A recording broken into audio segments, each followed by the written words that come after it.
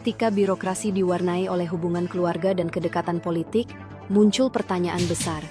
Apakah jabatan publik masih dipenuhi oleh orang-orang yang benar-benar kompeten? Inilah kisah tentang nepotisme dan dinasti politik dalam birokrasi Indonesia. Nepotisme adalah ketika jabatan diberikan karena hubungan darah, bukan prestasi.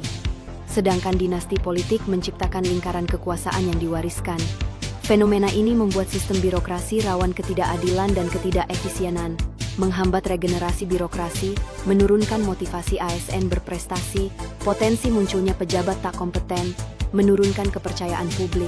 Ketika jabatan diberikan atas dasar kedekatan, bukan kemampuan, birokrasi jadi tempat kumpul keluarga, bukan tempat kerja profesional.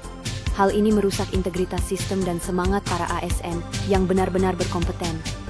Tak sedikit contoh nyata kita temukan, dari kepala daerah yang mengangkat suami atau anaknya sebagai staf ahli, hingga anak pejabat yang langsung menjabat posisi struktural. Hal ini seringkali dibungkus legalitas, tapi jelas menimbulkan konflik kepentingan. Undang-undang ASN menegaskan pentingnya meritokrasi, di mana jabatan diberikan kepada yang terbaik. Namun di lapangan, praktik nepotisme sering luput dari pengawasan.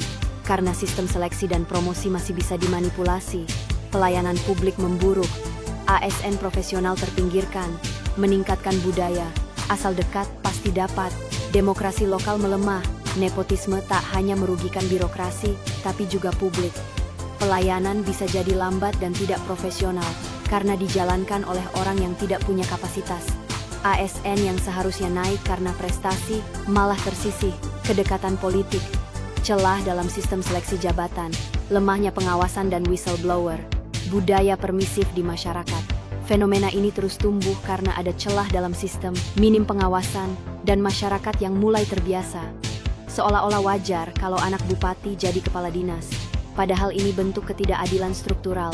Perkuat sistem seleksi terbuka dan transparan, bentuk panitia independen pengisian jabatan, dorong peran media dan masyarakat sipil, bangun budaya merit dan anti-nepotisme. Perubahan bukan mustahil. Kita bisa memperbaiki birokrasi dengan membangun sistem seleksi yang objektif, transparan, dan melibatkan publik. Media dan LSM harus dilibatkan sebagai pengawas.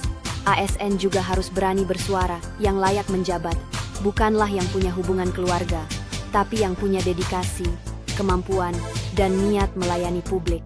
Birokrasi adalah alat negara, bukan warisan keluarga.